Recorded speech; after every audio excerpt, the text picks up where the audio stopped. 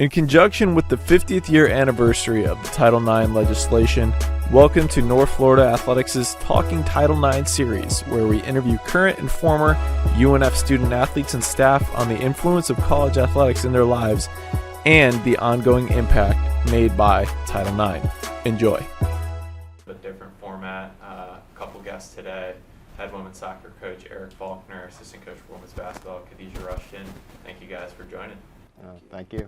Thanks for having us. So before we get into kind of the discussion portion, you guys will be able to bounce ideas back and forth off of each other. Talk a little bit about, coaching in your respective sports and how Title IX has influenced your sports. Yeah, so Khadijah Rushdan, everyone knows me as KD. I'm originally from Wilmington, Delaware. Went to Rutgers University to play college basketball, and I've been at UNF now. I just completed my 4th season going into my 5th. Yeah, Eric Faulconer, born in New Jersey, spent the first 10 years of my life right outside New York City, and then moved to Naples, Florida. It's a little bit of culture shock between the two. Went to Florida State University, got my bachelor's and master's there, and been at UNF as the head coach since 2019. But was there that intention that you wanted to either work or play in college athletics? Not for me. Initially, no. Playing, I did not have any intention on coaching whatsoever. But after I had hurt myself and tore my ACL for the 3rd time with basketball, playing professionally, I decided to step away from it. I actually worked at a bank for 4 years in corporate America, which is very different. But during that time, I was coaching at my high school, and during that time, there was an itch that was still there, a void that I feel like hadn't been filled yet. And so as I was doing that, I started deciding, this is something that I may want to do long term. So I actually went back to Rutgers, worked on my master's degree, and tried to figure out what it is that I wanted to do, and it ended up being coaching. So. Yeah, I guess on my end, I never really thought I was going to be in coaching. Wasn't what I envisioned. When I was young, I wanted to be a sports broadcaster, but I didn't go to school for that. I actually got involved in politics and worked in that realm before I even got involved in full-time coaching. And I coached some club soccer in high school when I was in college and just a little bit after that. But it wasn't my intent to ever get into coaching. And if I thought I was going to get into sport eventually, I actually thought it would be administration. So it's kind of interesting how I ended up on that path. But when I was young, I wanted to be on TV and do sports broadcasting. And so I occasionally get a chance to do that on a rare occasion when people need me to fill in. So. Yeah, Khadijah, go into a little bit more about that time that you played at Rutgers and then playing professionally and getting drafted, of course. Just go into some of those successes and those high moments and some of those low moments too, just to give context. Yeah, I mean, it was, obviously playing for a Hall of Fame coach, C. Vivian Stringer, it was a wealth of knowledge that I was able to get during my time there. Had a lot of highs and lows. I mean, was able to play in the NCAA tournament every year that I was there. My first year as a freshman, made it to the Final Four. The year before that, they had played in the national championship. So was able to surround myself with a lot of talent and be able to learn a lot of different things. Obviously, unfortunately, the career for me was plagued with quite a few injuries. I think in college, I ended up having 3 knee surgeries. And so that was a battle in itself, but I think it really was able to teach me a lot about myself in terms of my character and my perseverance and just being able to be resilient and push through things. Obviously was still fortunate enough to get drafted and have a short career playing professionally due to the injuries, but so much knowledge, so many relationships that I can take that have helped me in my career today. So it was an incredible experience for me and one that I will carry with me as I continue throughout my coaching. I went to school in Tallahassee for the sole purpose of being around the Florida legislature and that type of thing. So right after college, I worked for a U.S. senator for a while, and that was really interesting and a great experience. And then I kind of did some things at some different organizations in Tallahassee with the Florida legislature. During that time, I was coaching. I coached high school. I was a boys JV coach and assistant boys coach, and I didn't do much on the female side at that point. And then I had an opportunity, a friend of mine in town was involved with the minor league sports indoor soccer league. And I had an administration background, and they asked me if I wanted to come over. and be the deputy commissioner of the league at 26 years old. And I'm like, okay, well, I've always wanted to get into sports, but I wasn't currently working at it. So I kind of made that career pivot. Again, not thinking I was going into coaching. I think, okay, this is an administration job. I'll eventually be and stay in administration. So, and that was interesting, you know, working in an indoor minor league with the ups and downs of minor league sports, especially in the 90s, where it wasn't had that niche that it has now. And but I learned a lot about that. But as most soccer leagues back then typically happened, it failed after 2 seasons. And so that's when kind of I made that pivot into college coaching, but it wasn't what I intended to do, obviously, coming out of college. You know, I was going to go and work in Washington, D.C. someday and do all that kind of stuff. So, so different, you know, it's funny where life takes you sometimes in your career path when you least expect it. How have those experiences kind of informed your perspectives and methods of coaching? And have there been inspirations, whether people or events, that have influenced how you coach? I give it all to Coach Stringer. You know, being a point guard in itself, an extension of the coach, there was a certain type of connection and relationship that was needed, and she challenged me and forced me to look beyond myself, forced me to understand sport in a sense of being a part of something bigger than yourself. And as I mentioned before, it's been things that I've carried on with me in coaching, that I've carried on with me in my life. And, you know, I credit her. Again, just being able to challenge me in ways that I wouldn't have thought about before, not only as a coach, but who I am as a woman, who I am as a wife, a mother, so many life lessons. And I think that's what you want in a coach, someone who can be an umbrella of all the different things that you'll experience in life. And that's exactly what she was for me. Now, I've had mentors along the way, but in terms of kind of spearheading me getting into coaching and being in athletics, I give all the credit to her. Yeah, I think for me it was just getting an opportunity to work in sport. You know, with someone believing in me and saw something in my background that could help a minor league, indoor league get off the ground and have some success and so forth. And so just that opportunity there. But from a coaching perspective, you know, my first opportunity to coach was on the men's side, was a volunteer assistant at a small NAIA school in South Georgia. And I ultimately became the women's coach there the following year. And I think the benefit for me was being at such a small place. I learned so much. As you know, I was the SID there while I was coaching, so I had double roles and obviously just learning so much, because at a small NAIA school in 1999, you know, I was the academic advisor.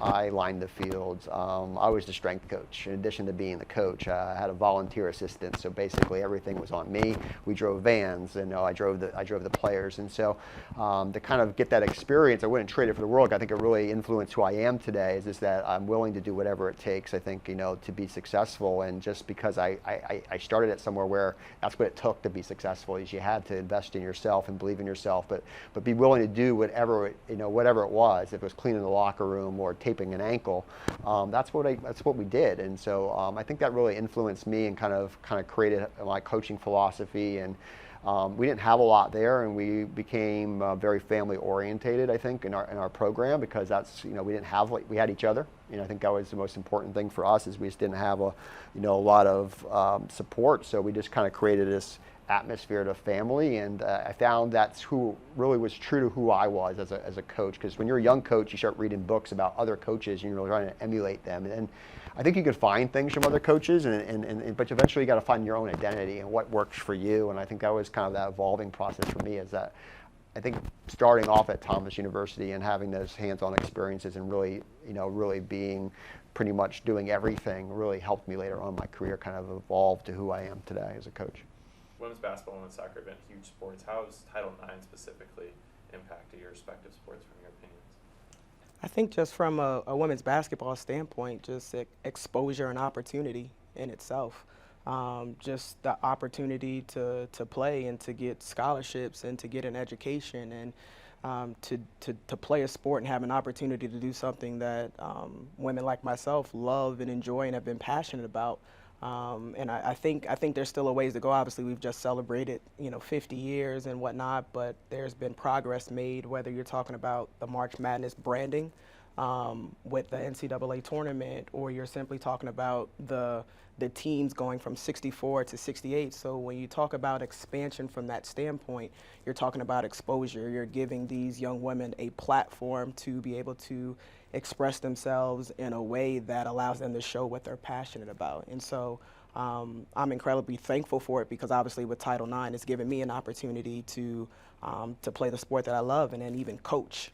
So it extends far beyond just being able to play the sport, but in addition to it, being able to coach it and be a part of it. And so I think it's been great to see it. Obviously, there's still progress that we want to see it continue to push forward, but it has certainly helped in that aspect of it.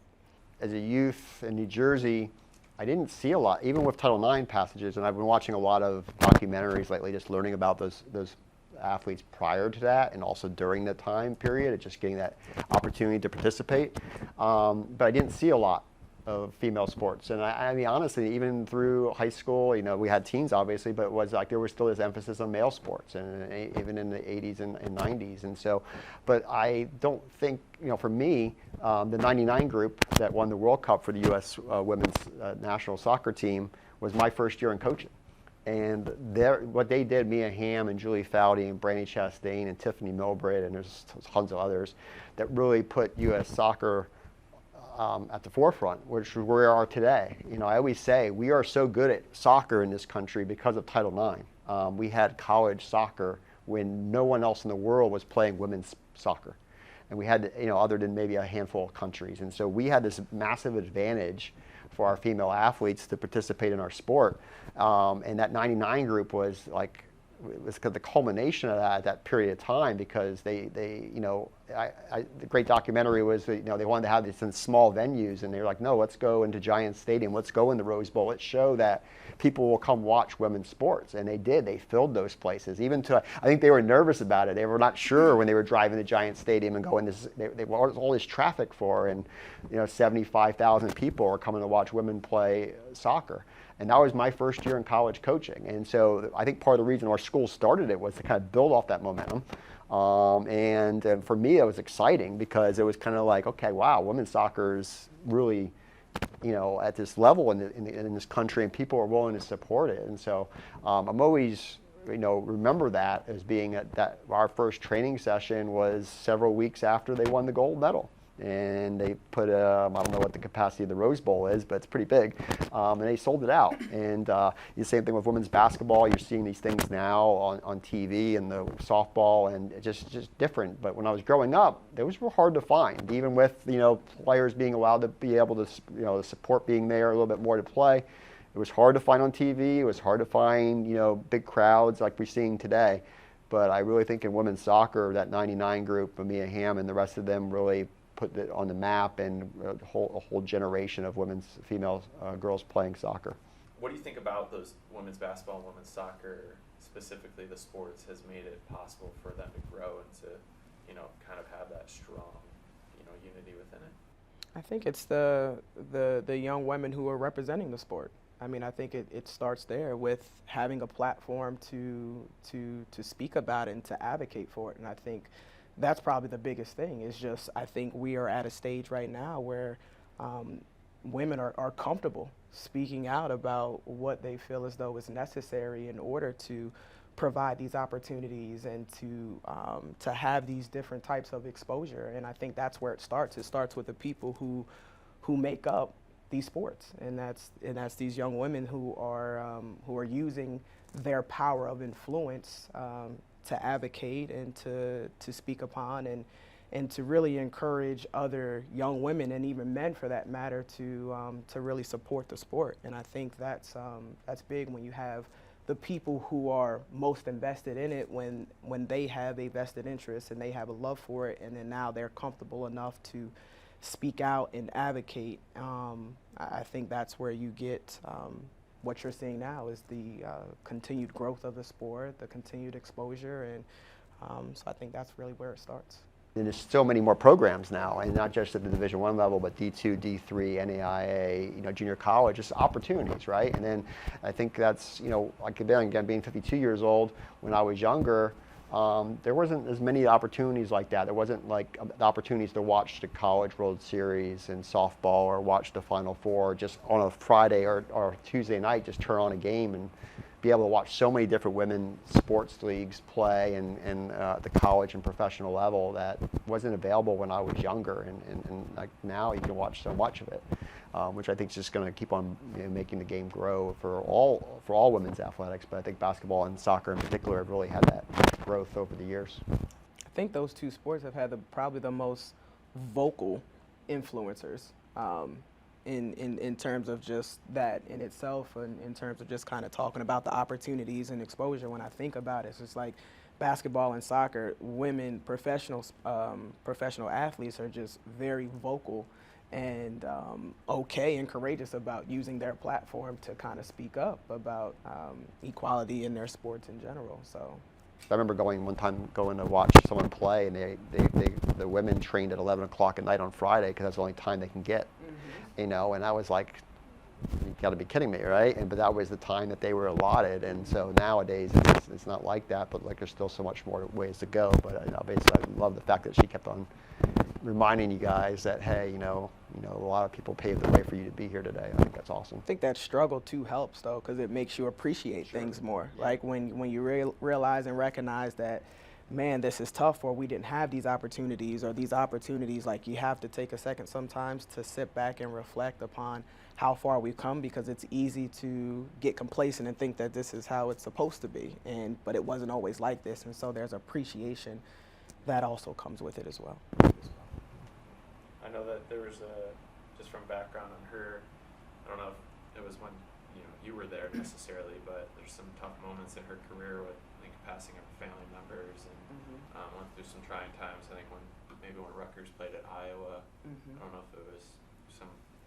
some other personal thing that she had to deal with. Was there things like that you saw her handle that you took and have used to help your own student athletes handle difficult times?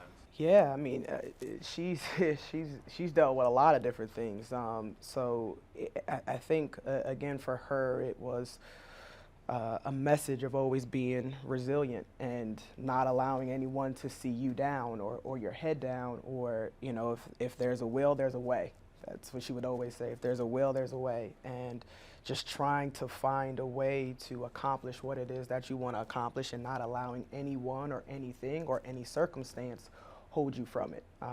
And so, that was a big lesson for me. And even with the amount of loss that she had, it was always a matter of doing something for someone else, in memory of someone else. So there was always something at the forefront of her mind that allowed her to push through and persevere, and it made it always, it made it to the point where her message became, it's bigger than yourself. You're doing this for not only yourself, but for others, or other young women that are coming after you.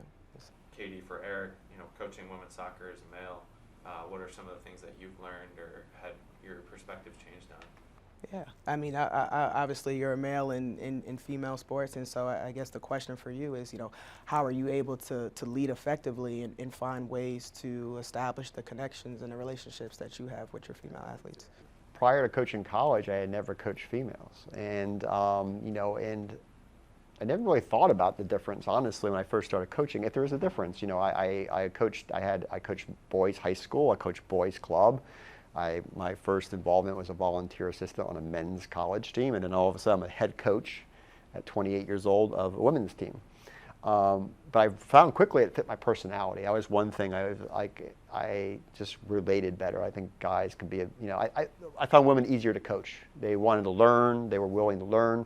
Guys sometimes know it all, I think the women really wanted to learn, but what I learned right off the bat is the most important thing is building relationships, and then them knowing that you care about them. I think that's a huge difference. I think that's where a lot of coaches fail, is they look at the X's and O's and they look at the player, but they don't know the person. And so I think I've really learned a lot as I grew in that role, was they needed to know that I care about them like they're a daughter of mine. And I think that's where I kind of that time again at Thomas, where I had a hands-on, and I dealt with a lot of issues and dealt with academic, issues or personal issues, and they trusted me to tell me as a male a lot of these things that a lot of people would say we wouldn't, feel comfortable discussing. But I think it really helped my career, and so I really understood a lot of different dynamics between coaching men and women. But as far as the player and coaching them, they want to be taught, they want to be coached, they want to be pushed, they want those same things. But they got to know you care about them, and I think that's really where I found that that was important for me to pick up on that. I mean, the other thing that I really I've never forgotten or never forget that I'm a male coaching women. And with that said.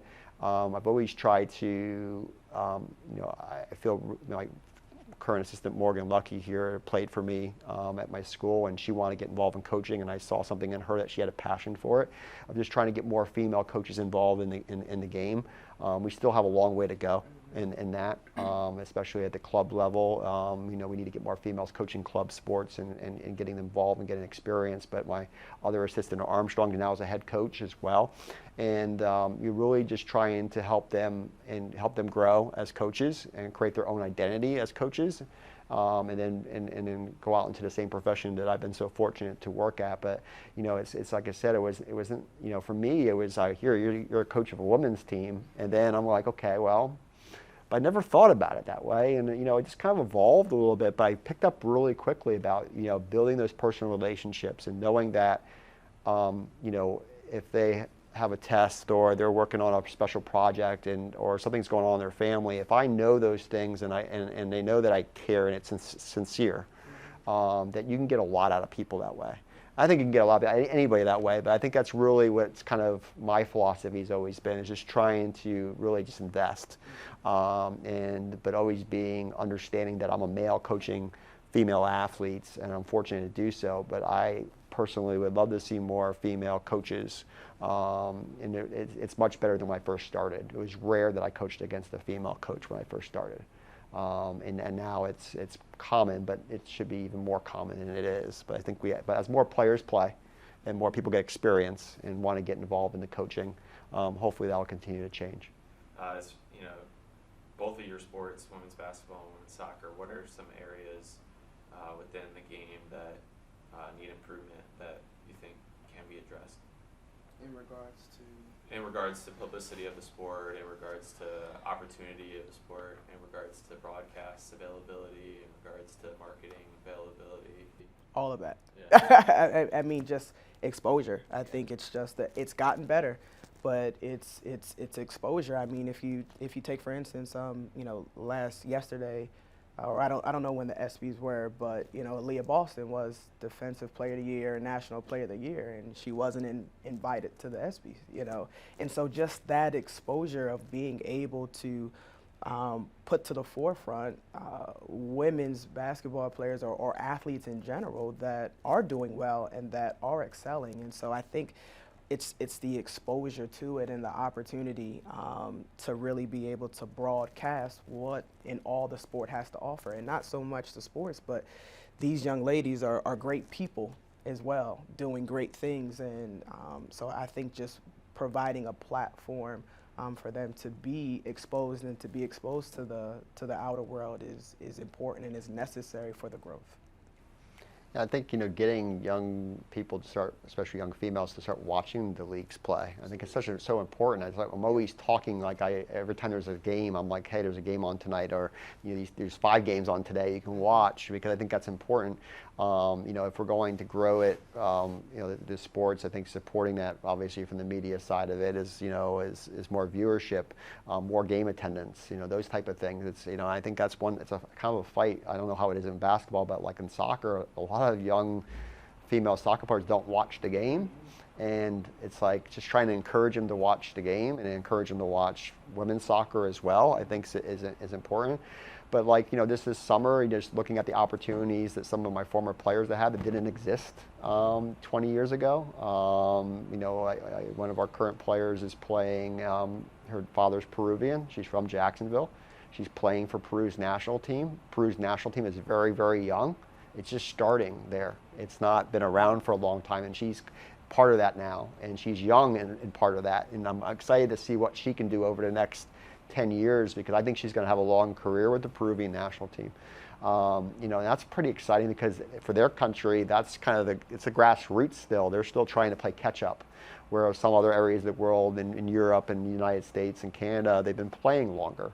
And so I think that's really neat. And I thought about that the other day when we're discussing about doing this. Is like she's making an impact on young players in her country, or her dad's from her, that are going to emulate her and want to play women's soccer in Peru, as young girls did here that wanted to be the next Mia Hamm, or the next Cheryl Miller, or something like I'm going back a ways, right? But I think that was the right. She was a great player. And that, but now I know a lot more players. But when I was young, that would be maybe the only basketball player I can name was Cheryl Miller, right? But now I understand there's so many more.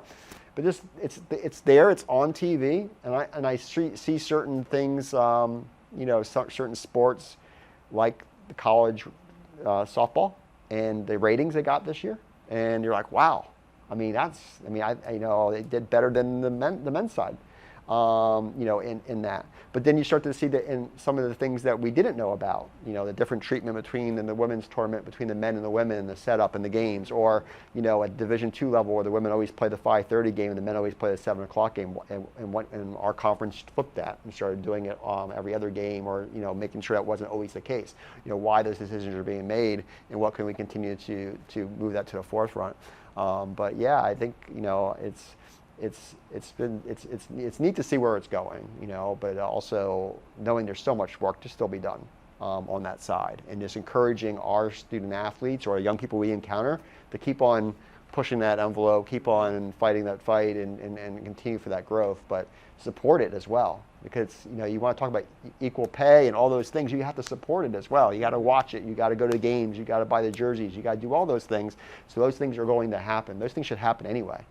But I think the more you can support it and watch it, and the more young people can emulate some of those players and say, I can be that someday, or whatever they want to be.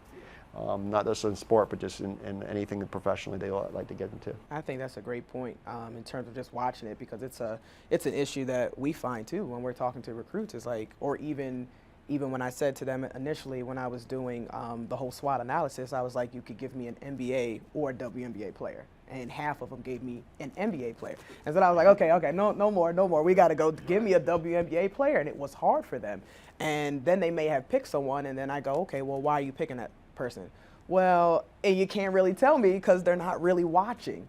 And so I think that's a great point in terms of we have to be able to watch it. Our young people have to be able to watch it and understand it a little bit more. And even from a growth standpoint, even just expansion, you talk about the WNBA and opportunities, it's 144 roster spots, 12 teams. Like it's so much more talent out there. And so it's unfortunate because, our women are having to go overseas and then play, a whole year, a calendar year of that to make a living. And it's just tough. And so, that's where the opportunities come from, just in terms of expansion and being able to create.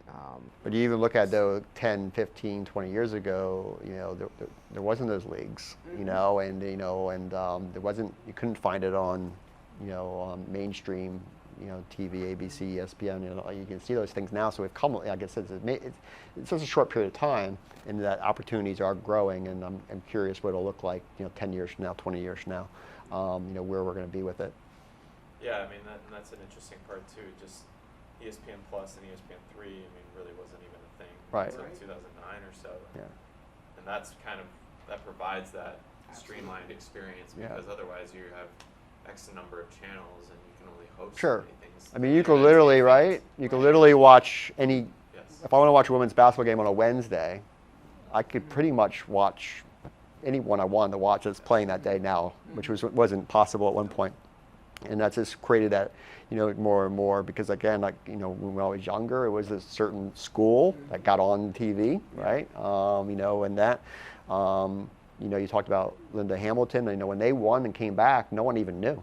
They came back no one talked about it, they came back to no fanfare. And then that short period of time, and, go from early 90s to 99, and all of a sudden you're filling the Rose Bowl. And that's kind of, I think soccer was a huge part of really moving the needle in women's athletics forward from that point on. And I think, you know, those women really had a lot to do with that. Some of them knew what it was like to come off an airplane winning a world championship and no one be there and no one from the media be there, or have a post-game press conference after winning a world championship and there's like one reporter. You know, it's different now. And it is the intersectionality of the internet and technology and visibility. A lot of it too, because even then, sure, dial-up internet. Sure. But there's now a computer and people have one in their homes. Yeah, and absolutely. And just, you know, social media is allowed to hear more stories, right? If you learn a lot bit more about people, you know their stories more, you feel like you get to know them a little bit better. So it's just different, you know. But it's you know, I've been really just trying to pay attention to a lot of the stuff that's been put on the last couple months about Title IX. And you know, I watched I think on rowing the other day, I think of the Ivy League school and these rowers and how to get through just to be able to row and get the right equipment. And like there was a lot of people that fought seemed like small battles at the time, which are so large battles, and had success to give us the opportunity to do what we do. That's what that appreciation comes from, right? Recognizing the history and kind of where we've come from and whose shoulders and backs we're standing on right now, and trying to maximize our opportunities and making sure that we, in the position that we're in, don't take that for granted. But then it's also on us to make sure that we're educating the young ladies that we're coaching as well, to make sure that they have a clear understanding of kind of where we've been, where we're at, and then obviously where we're trying to go.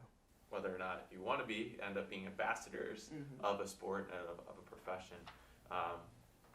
Just want to thank you guys for talking today about Title IX and about your experiences in the profession. It was good to get your insights on this. Anything else that you guys want to share? No, I just think it's first of all, thanks for having us. I enjoyed the conversation, and you know, played for a legend, you know, there. But no, it's great, and like it's like for me, just it's been, you know, introduced to when I was 2 years old, you know, and to kind of see the difference as my life as watching someone who loves sports and just evolving. You know, I probably watch more women's sports than I watch men's sports. I just no, absolutely. You know, I find it like I really enjoy it, you know, and I'm just trying to obviously encourage other people to kind of, hey, let's continue to support this, because we got still, you know, a long way to go with it, but so much has been since I've been around, so much has changed sort of positive. So yeah, I'm fortunate. Again, I wasn't around kind of when the opportunities necessarily weren't here. So I try to make sure that I operate in gratitude, and again continue to educate the young woman that I influence right now and that I'm around right now. And as Coach mentioned, you know, still a long ways to go, but you know, want to take a moment and recognize how far we have come. And so appreciate the opportunity. It's been great talking with you as well, Coach. And I think the important part is continuing to have the conversation, continuing to bring it to the forefront, and people who are in a situation of influence, just being able to use their platform and keep the conversation alive.